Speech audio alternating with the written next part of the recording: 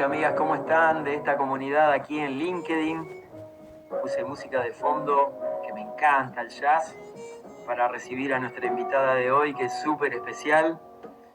Ella vive en España, se llama Silvia Leal. Tuve la oportunidad hace muchos años de cruzarnos unos pocos minutos durante unas conferencias presenciales, en aquel momento en Panamá, en un congreso que se llama Corejica, que es un congreso de gestión de recursos humanos, y la verdad que me impactó muchísimo su presentación, su visión de futuro, la posibilidad y la habilidad que tiene Silvia para transformar en lenguaje sencillo cosas que por ahí son muy complejas para muchos de nosotros. Y hoy tenemos el gran placer de tener a Silvia aquí con nosotros. ¿Cómo estás, Silvia? Bienvenida.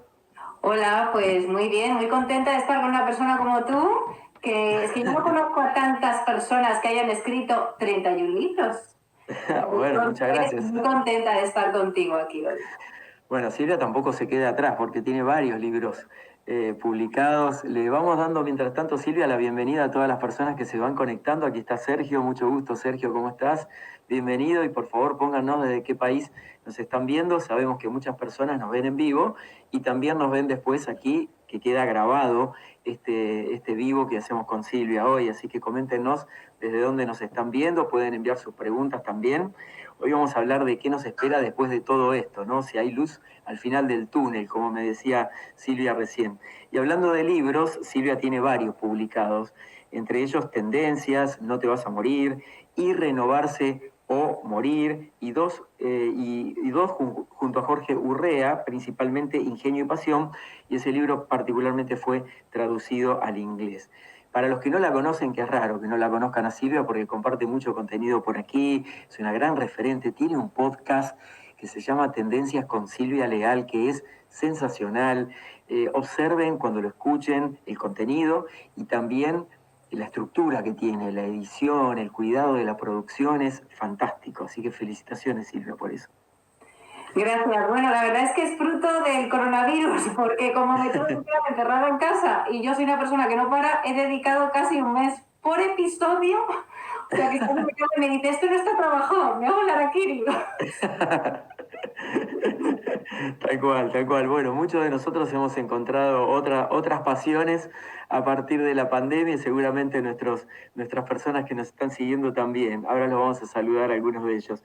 Les cuento que Silvia es doctora en sociología, experta en tecnología, divulgadora científica, experta en tendencias de futuro y Key Opinion Leader. Es conferencista internacional con más de 100 charlas al año en promedio, ¿sí? Además transmite, como les decía, en forma muy sencilla cosas que pueden ser muy complejas, por eso es muy requerida en los medios de comunicación. Incluso tuvo su propia serie de televisión en Radio y Televisión Española, RTVE, La Cuarta Revolución. Tiene una larga trayectoria en el mundo empresarial y académico, donde ha tenido puestos directivos, ha asesorado a la Comisión Europea, también colaboró con escuelas de negocios como el IE Business School, donde desempeñó el cargo de directora de programas de innovación y tecnología. Hoy se dedica casi a tiempo completo a ser divulgadora, está con sus artículos en medios de comunicación, en conferencias, con BCC Conferenciantes, que es uno de quienes representan a Silvia y tienen algo que ver con el podcast también. Sí, la productora es BCC también y la verdad es que estoy encantada porque me hace la vida muy fácil y además tienen mucho gusto para todo lo relacionado con los podcasts, entonces la verdad es que han sido fundamental para hacer todo el desarrollo, el hilo y bueno, yo creo que sin BCC hubiera sido imposible conseguir no solo el podcast, sino la calidad.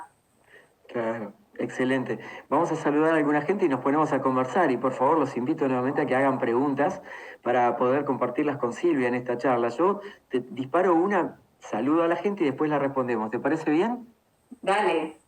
Cuando me contabas recién que hay luz al final del túnel, ¿exactamente a qué te referías? ¿Es esto que la tecnología nos va a reemplazar, no nos va a reemplazar? ¿Va a venir un robot que va a ser Daniel, otro robot que va a ser Silvia? Eso me gustaría preguntarte porque le genera mucha ansiedad a las personas el tema de cómo se están produciendo grandes revoluciones en el aspecto laboral, ¿no? Llevado de la mano de la tecnología. Saludamos a Harold desde Colombia, Rodrigo desde Buenos Aires, Sergio de Santa Fe, Argentina, Olga desde República Dominicana, Marcela de Querétaro, México. Hola Marcela. Nelly, saludos desde Perú, excelente. Martín desde Buenos Aires, también Sebastián desde Argentina, Mayra desde Perú, Matilde de Buenos Aires, Jordi desde Barcelona, Sebastián también desde Argentina. Muchas gracias a todos por conectarse y a los que se están sumando también. Hoy estamos con Silvia Leal, por favor, no se la pierdan, que esta mujer vale oro. Así que vamos a conversar una media hora. Silvia, ¿cómo ves esto, no? De la gran movilidad laboral que hay y la afición, el susto que tienen las personas, el temor por quedarse sin trabajo, por no encontrar las competencias adecuadas para este nuevo tiempo? Bueno, yo hablaría aquí de hay luz al final del túnel en dos aspectos. El primero, el mundo del profesional, el mundo de la empresa. Todos sabemos que se está pasando fatal en todos los sectores, ¿no? Entonces, ¿pero qué es lo que sucede? Que hay una herramienta para salir, ¿no? Entonces, todos sabíamos que había que digitalizarse, pero la realidad es que las cosas iban más o menos bien y las empresas estaban esperando a que pasase el temporal y no se digitalizaban. ¿Y qué dicen las estadísticas? Pues nos escuchaban tantas personas de Latinoamérica que voy a decir qué decía el Banco Interamericano de Desarrollo. Y decía, cada dólar invertido en tecnología genera de media 20 de retorno frente a los $3 que te generaría una inversión no digital. Entonces, las empresas no lo hacían y ahora se han dado cuenta de que es el camino. Entonces, ¿por qué soy optimista? Porque es verdad que tenemos un problema, pero también la solución y se está entendiendo. Entonces, bueno, pues en ese sentido hay luz al final del túnel porque cada vez hay más empresas sumándose a esto. ¿Pero qué pasa en el mundo profesional? En el mundo profesional, en febrero del 2020, es decir, justo antes del inicio del coronavirus, el 54% de los directivos decían, busco personas con competencias digitales y no los encuentro. Y ahora, cada vez es más grande ese gap porque las empresas se digitalizan y nos hacen falta estas personas. Entonces, ¿por qué soy optimista también en el mundo profesional? Porque si te esfuerzas por formarte y tener estas competencias, aunque no seas ingeniero de telecomunicaciones, puedes tener una carrera de éxito con la que no hubieras soñado sin la tecnología. Entonces, bueno, ahora me voy a hacer un poquito de spoiler del podcast. A ver, vamos. Episodio 3, el futuro del empleo, donde de hecho, bueno, una de mis invitadas es Marta de Baile. En el mundo del empleo muestro un caso de una mujer, una mamá de 30 años, de 4 hijos, que llevaba 7 sin trabajar, que había estudiado turismo, y cuento cómo asistió a una conferencia mía y dije, se puede ser programadora, hay que hacerlo así, no me voy a hacer mucho más spoilers, solo digo hay que hacerlo así, para que lo escuchen, y en 3 meses tenía empleo y hoy es experta en inteligencia artificial. ¡Ojo! Un año después. Entonces, soy optimista porque hay un camino que recorrer y no es difícil. El problema sería que tuviéramos una crisis económica y laboral y no hubiera solución, pero la hay. Lo que pasa es que hay que mover toda la maquinaria y a nivel individual tenemos que ponernos las pilas. Claro. Silvia, ¿dónde ves el gap más grande en la formación profesional de hoy o la formación tradicional que teníamos antes de marzo del 2020 desde el punto de vista del liderazgo versus las competencias que se necesitan hoy? Bueno, desde un punto de vista general, como profesiones, es muy triste, pero siguen sin generar suficiente interés las ingenierías y ahí tenemos un gap, bueno, pues que realmente nos va a pesar a todos, porque además es algo que está sucediendo en España, en Estados Unidos, en Latinoamérica. Y luego a nivel individual, yo lo que noto es que, y bueno, ahí están los informes, ¿no? En Europa tenemos, por ejemplo, el informe DESI, que dice que estamos un poquito confiados con las competencias que tenemos y entonces eso de reciclarnos y de estudiar de manera recurrente no nos termina de gustar. Entonces yo el gap no solo lo veo en competencias tecnológicas actuales, sino en esa flexibilidad, ¿no? de mente a la hora de estar reciclándonos siempre. Porque tú puedes saber mucho de una tecnología hoy, pero como no te recicles y estés ahí en el día a día, en un año estás fuera. Entonces ese es el gap, la era del aprendizaje que decía mi amigo José Antonio Marina. O aprendes o te vas a la cuneta, lo decía en mi serie de televisión, ¿no? Y ese es el gap. Sí, y ahí entra a jugar mucho el tema de los modelos mentales de las personas con los cuales hemos crecido y con los cuales hemos convivido hasta hace mucho tiempo. El año pasado compartía que en los entrenamientos de liderazgo que me permito compartir en distintos países con empresas, el modelo quedó ya prácticamente obsoleto respecto a los temas de liderazgo tradicional que veníamos abordando. Hoy los abordajes son otros, incluso, bueno, yo tengo un libro que se llama Innovación Emocional, que es cómo innovar a través de las emociones dentro del ámbito de los vínculos, que es otra cosa que también de alguna manera las empresas han empezado a repensar como consecuencia de la pandemia. Un poco obligados también porque el trabajo a distancia ha llevado a todos los líderes y a los equipos a tener que conectarse a través del teletrabajo, el home office, y hacer una adaptación, podríamos llamar, forzada de alguna manera, y esto implica una alta dosis de empatía. ¿Cómo logro atravesar la pantalla? ¿Cómo logro llegar a mis compañeros que no los puedo tocar o abrazar cuando los tengo al lado, sobre todo en la cultura hispana donde somos tan afectos a la cercanía física, ¿no? Y hemos tenido que aprender mucho también de innovación emocional en términos de empatía, de colaboración, de un liderazgo un poco más horizontal. De hecho, estoy trabajando últimamente en un concepto que me parece interesante, que es el tema del liderazgo más humilde, ¿no? Aceptar nuestras vulnerabilidades como parte del proceso de ponernos a tono con estas nuevas competencias, este rescaling, como se le llama habitualmente, para las nuevas competencias que necesitamos. Es que esto que acabas de decir es súper, vamos, me parece fundamental, porque fíjate, hablamos de la necesidad de digitalizar las compañías y según Forbes, y es uno de los datos también que compartí en el último consejo en Bruselas, el 62% de las organizaciones, Forbes habla de hasta el 84%, en Bruselas se hablaba del 62%, no consiguen los beneficios esperados por el proceso de digitalización por culpa o como resultado de esa falta de empatía o de la falta de competencias emocionales de las personas que están en ese proceso, que no terminan de vincularse con la transformación digital. Entonces tienen miedo, muestran resistencias, y es un proceso cultural que hace que los proyectos no salgan bien. Entonces, por eso es tan importante el trabajo que hacen y que haces bueno, pues en este caso con los directivos, ¿no? Que hay que puede decir, bueno, vamos a trabajar las emociones. Es que, ojo, como las emociones no estén trabajadas, la tecnología puede ser una ruina. Tal cual. Y otro dato de color para esto, Silvia, es que a veces trabajo mucho con la línea de ingenieros o con personas que tienen el hemisferio izquierdo más desarrollado, digamos, o preeminente, como las habilidades más duras, ¿no? Y desde el punto de vista de ingeniería, tecnología y demás, todo el tiempo estamos trabajando en entrenar esas habilidades blandas. Porque, por ejemplo, todo lo que tiene que ver con Big Data o análisis de comportamientos de usuarios, generar experiencias para los usuarios, influye muchísimo el aspecto emocional y cómo resignifica la persona que trabaja esos datos, por más que los trabaje desde lo tecnológico, para poder interpretarlos y hacer lecturas que sean útiles, ¿no? Claro, ahí hay una frase que a mí me gusta mucho y suelo decir que cuanto más humanos seamos, más difíciles de sustituir, ¿no?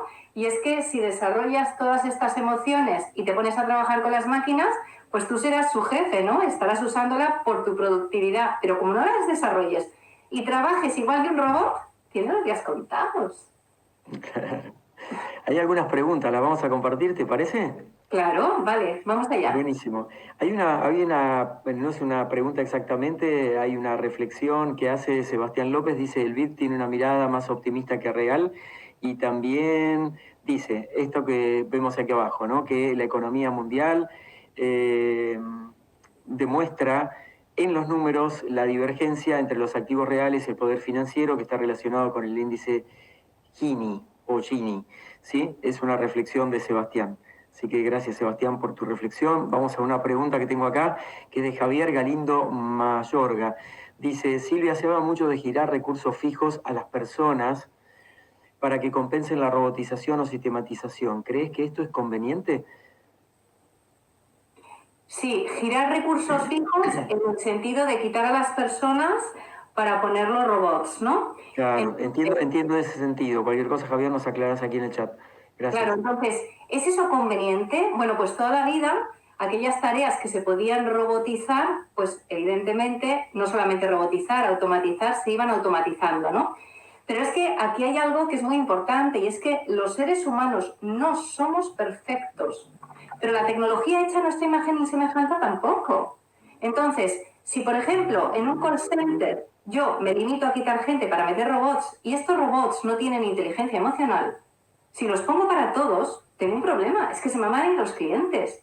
porque es necesario entender qué tareas puede hacer mejor una máquina que se focaliza en aprender determinadas cosas, que no es capaz de hacerlo todo, y qué hacemos mejor las personas. Entonces, ¿puedo quitar personas para poner robots? Pues hombre, hay puestos de trabajo en los que sí, y surgen otros puestos de trabajo que harán mejor las personas. Pero ¿puedo quitar personas para poner robots en todo? Pues el principio del final de muchas empresas, que lo hagan sin entender qué hace mejor una persona o que una máquina.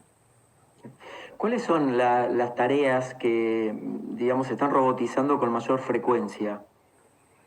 Sí, son aquellas tareas que tú puedes predecir o que puedes definir con un algoritmo. Es tan fácil como eso. ¿Qué es lo que pasa? Pues que antes eran muchas menos, ¿no? Y ahora puedes ir metiendo cosas nuevas porque las máquinas aprenden. Pero si tú quieres que una máquina sea creativa, olvídate. Puedes encontrar alguna, pero creativa y empática, misión imposible. Creativa, empática e intuitiva, vamos, o sea, no existe. Y yo creo que en estos momentos podemos decir que es ciencia ficción, ¿no? Entonces, ¿qué tareas se pueden automatizar? Bueno, pues aquellas que pueden ser fruto de un algoritmo, de un cálculo de un algoritmo. Pero si realmente estás buscando algo más, esta relación, ¿no? Con una persona, eso no te lo van a dar. Excelente, Silvia, buenísimo. Hay otra reflexión de Sebastián que dice que la pregunta está relacionada. ¿Cómo ves la revolución de esta cuarta era y qué visualizás para esta década? Así como anticipando el futuro. ¿Qué Sí, estás bueno, viendo? ¿qué revolución veo, no? O sea, yo creo que hemos empezado la digitalización y que muchos están ya exhaustos, ¿no? Pensando que esto ha llegado a su fin o que, bueno, ya estamos en un ritmo en el que más o menos nos podemos relajar, pero creo que esto realmente está empezando porque se pueden hacer muchas cosas más, ¿no? Entonces, ¿qué es lo que veo? Bueno, pues veo colegios, por ejemplo, mucho más digitales, pero más humanos, porque veo colegios donde se usará la tecnología para que los niños aprendan más rápido, pero el profesor tendrá un rol mayor. Veo las industrias donde las personas estarán haciendo cada vez menos tareas, como toda la vida, automatizadas y sacando más la humanidad, esa creatividad. Veo una medicina donde obviamente eso de la muerte, bueno, yo personalmente no lo veo, pero sí donde muchas personas que no tenían una esperanza porque no tenían cura, pues a lo mejor ahora con la inteligencia artificial la pueden tener, porque la inteligencia artificial, lo estamos viendo con las vacunas, es capaz de simular batallas entre un virus y una bacteria contra cualquier, bueno, pues posible medicamento, ¿no? Y va todo mucho más rápido. Entonces, ¿qué es lo que veo? Pues un futuro mucho más optimista gracias a la tecnología y mucho más humano, y lo digo con datos, no desde un optimismo sin más, no, lo digo con muchos datos, porque la tecnología está ahí y ahora es cuestión de las personas de hacerlo bien, porque viene con riesgos. O sea, por ejemplo, no nos podemos olvidar que ahí están los hackers esperando que abramos una pequeña puertecita en nuestra casa con el teletrabajo para hacer polvo la empresa o cualquier organismo público. Entonces, yo soy optimista porque sé que lo podemos hacer bien, pero tenemos que hacerlo con mucho cuidado.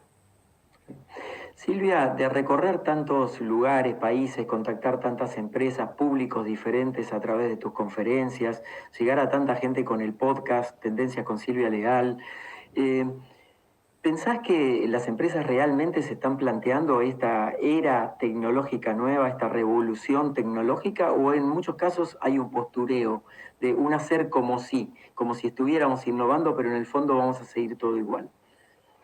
Bueno, yo creo que es difícil generalizar en estos casos, ¿no? Pero sí que hay muchas empresas, y lo sabemos los dos, que están en el postureo, pero no solamente en el postureo, en el voy a ver si hago un poquito y parece que cuela y me quedo ya tranquilo, ¿no? Pero es que no es sostenible, o sea, mira, ahora por ejemplo estaba leyendo justo qué es lo que ha pasado con el comercio electrónico. España ha tenido el crecimiento el tercero más alto del mundo este último año, ¿no? Entonces, el consumidor ha cambiado, la sociedad ha cambiado, las empresas han cambiado obligadas la manera de teletrabajar, ¿no? Porque antes era algo muy puntual y ahora en muchas ha llegado para quedarse al menos como modelo híbrido. Si no se digitalizan, cuando todo lo demás se está digitalizando, se van a quedar fuera del ecosistema. Entonces, pueden hacer el postureo que quieran, que no será sostenible. Ok, bien. Yo observo, quería agregar un dato en algunos sectores en particular, por lo menos en esta parte de América, donde me toca trabajar en algunos países, veo, por ejemplo, sectores como la banca u otros sectores de finanzas o empresas de retail que hacen permanentemente entrenamientos, capacitaciones, intervenciones, conferencias, workshops sobre temas de innovación, de tecnología, de cómo incorporar lo nuevo y demás, y todo termina resolviéndose por ahora de la misma forma. Entiendo también que es un proceso de cambio cultural, ¿no? De ese cambio de chip mental, y por supuesto las empresas las forman las personas, entonces los directorios, los accionistas, todos tienen que ir modificando ese modelo mental para poder avanzar. ¿Lo ves desde esa perspectiva también? Claro, es que, mira, en Ingenio y Pasión, una de las frases que usé decía, la innovación no es fruto de la financiación, sino de la energía de las personas, ¿no? Tú puedes comprar toda la tecnología que quieras, que como tengas al cliente o al empleado en contra, va a ser un desastre total. Entonces, es verdad que nos hace falta buena tecnología, o sea, es que es la base, pero necesitas a la gente muy motivada. Y la tienes que motivar formándola y le tienes que dar una razón para hacerlo. O sea, si encima de poner un proyecto tecnológico y de darle esa sobrecarga, cuando está la gente que no llega al final del día, esperas que estén motivados, cuando resulta que ellos lo único que ven es que a lo mejor se quedan sin empleo, de verdad es que no lo has pillado. Entonces, tienes que tener en cuenta que te tienes que ganar el dinero y tienes que gastar el dinero en tecnología, pero tan importante como eso es convencer al empleado y hacerlo de una manera real, o sea, no desde le voy a engañar, no, no, y luego le echo, no. Tienes que demostrar al empleado que es para bien, para su calidad de vida también en el día a día, porque puede tener un trabajo mucho más bonito. A mí no me gustaría estar en un call center respondiendo con un script sin ningún margen de maniobra. Yo querría poder, bueno, pues sí, tener unas pautas, pero poder hablar y sacar, bueno, pues mi conocimiento y mi creatividad, ¿no? Yo creo que eso le pasaría a todo el mundo, ¿no? Entonces, hay que, bueno, tanto se ha hablado de ello, ¿no? Dar autonomía a las personas. A las personas. Sí, y también tecnología, pero hay que dar autonomía y una buena razón para este esfuerzo. Un buen propósito, ¿no? Sí. Sí. Mira, en relación con eso hay una reflexión que hace Candela y dice, Silvia, el desempleo aumenta cuando las empresas pierden 5 o 4 años de experiencia y no se dedican a enseñar. Bueno, justamente de eso hablaba Silvia, ¿no? Que el proceso tiene que ser como integral, no puede ser solamente el incluir la tecnología casi de prepo, que es lo que en definitiva hacen muchas compañías, y es donde en general los procesos se hacen mucho más lentos. Las empresas se vuelven casi como tortugas, ¿no? La evolución podría ser mucho más rápida si no solamente la implementación se hace desde el punto de vista tecnológico, sino también del acompañamiento humano, porque también es una transformación para las personas. Eh, Sí, pero yo aquí añadiría una cosa y es a que si ver, estás en una empresa que no te forma y ves que no será sostenible, porque esa empresa, si no te forma y espera hacer una buena transformación digital, va a tener serios problemas. Te tienes que buscar la vida. Hay cantidad de recursos online gratuitos maravillosos, los MOOCs, digo yo siempre, ¿no? MOOC, los Massive Online Open Course, que la gente no los conoce. Yo muchas veces en las conferencias digo, hay que hacer un MOOC, y me miran todos como si fuera un marciano, ¿de qué me está hablando esta mujer? Y es gratis. Y claro, cuando haces una entrevista de trabajo y dices, no, es que yo he hecho 2 MOOCs. Yo hubo un verano que hice 8. Claro, y dices, he hecho 2 MOOCs, ¿no? Y el otro, ¿qué va a pensar de ti? Que eres un listo, que eres la persona que tiene que contratar, porque eres una persona lista, que se ha formado en los mejores sitios, que lo ha hecho gratuito y encima lo ha terminado, porque el problema de los MOOCs es la pereza. Como no lo pagas, pues no claro. lo pagas. Entonces, hay que buscarse la vida. No es todo culpa ni de la empresa ni del empresario. No, tal cual, por supuesto. Y hay un factor aquí de actitud que es determinante también sobre la potencialidad de éxito y de permanencia en el mercado que depende de cada uno de nosotros, ¿sí? Miren, para las personas que nos están viendo hoy, ya sea en vivo o después grabado, tanto Silvia como yo nos dedicamos a dar conferencias, Silvia mucho más que yo, y visitamos muchos países y lugares. Y el año pasado fue un año de cancelaciones permanentes, porque al principio teníamos una agenda probablemente completa, como habrá sido tu caso también, Silvia, y de un día para otro nos quedamos sin actividad en ese rubro, en el tema de las conferencias. Y a partir de ahí pueden surgir muchísimas iniciativas, pueden surgir ideas, pueden surgir cómo te reformateás para este nuevo tiempo, y todo eso lo tenés adentro, solamente hay que hacerlo surgir. Siempre pongo el ejemplo de que cuando empezó la pandemia, encendíamos nuestro Instagram, por ejemplo, en el prime time de cada uno de los países, eso de las 6 de la tarde, 7 de la tarde, y empezaba a surgir gente haciendo lives, vivos, gente que tenía en mi red y no sabía ni a qué se dedicaban, pero de pronto tenía un talento que lo estaba mostrando en ese momento. Entonces yo siempre invito a reflexionar que no te guardes tu talento, ¿sí? Que lo puedas poner al servicio de otros, y al servicio de otros es también dentro de tu propio equipo de trabajo, en un trabajo de espíritu colaborativo, de afianzar la reunión con tus líderes, con tus compañeros, por más que estén trabajando a distancia. Fue una gran adaptación que tuvimos que hacer el año pasado, ¿verdad? Sí, y fíjate, ahí yo creo que también la clave está en predicar con el ejemplo, ¿no? Yo de repente vi cómo, pues no se sabía qué es lo que iba a pasar con las conferencias, por suerte unas se mantuvieron en online, las otras se han desplazado, algunas hasta el año que viene.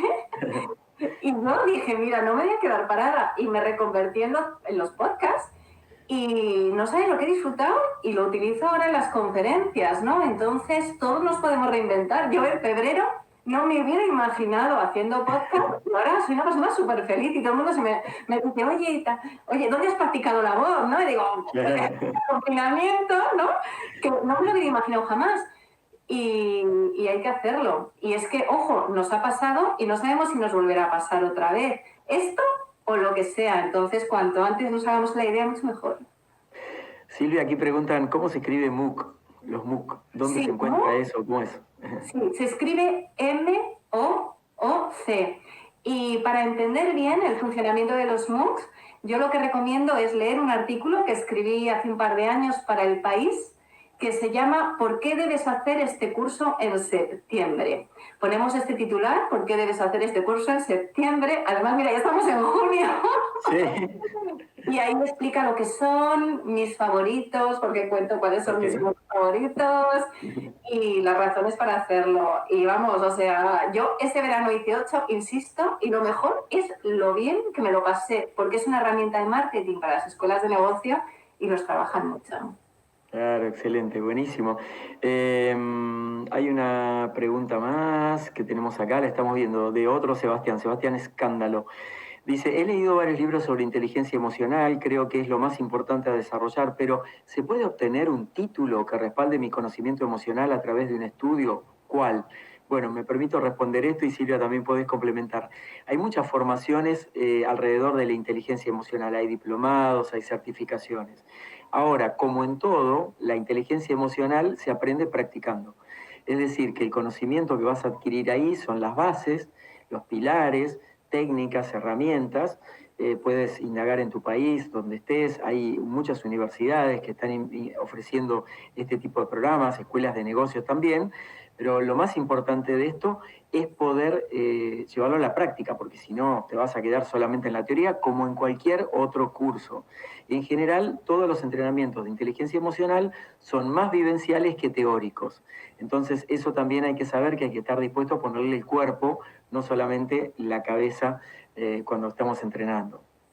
Sí, y yo añadiría que a mí a menudo me dicen, Silvia, ¿qué MOOC hago? ¿En dónde estudio? ¿Qué curso hago? Y Miriam me lo decía también, ¿no? La chica de la que os hablaba antes, que se formó en tecnología y ahora es experta en inteligencia artificial y había estudiado turismo, ¿no? ¿Qué curso hago?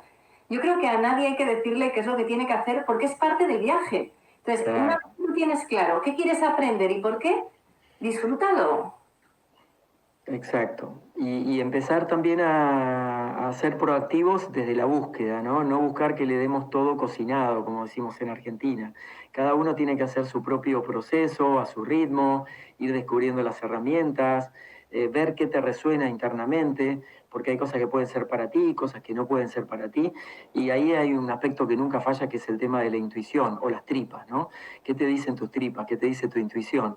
Entonces, dejándote guiar por eso siempre es un buen indicador. Sí, y también hay que tener en cuenta que este tipo de formación es gratuita, salvo que te quieras sacar el título. Entonces tú empiezas, que no te va bien, pues lo dejas y te vas a otro, hasta que encuentres el que te gusta, no te estás casando con un curso. Entonces hay que disfrutar el viaje. Excelente. Silvia, mañana se estrena un nuevo episodio del podcast, ¿verdad? Sí, el 7º episodio. ¿De qué va mañana? Con Richard Gerber, compañero de BCT tuyo y mío. Y es un episodio espectacular sobre el futuro de la educación y que nos explica qué tenemos que hacer con la tecnología y con los libros. ¿Y qué tenemos que hacer? Así, un pequeño adelanto.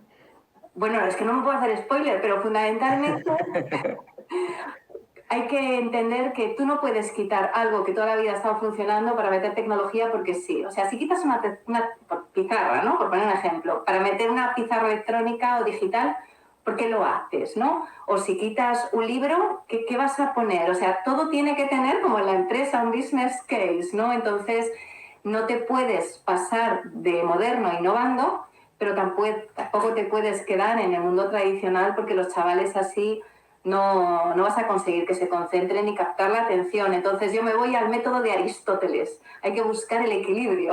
Entonces, ¿qué es lo que hay que hacer? Pues ese equilibrio.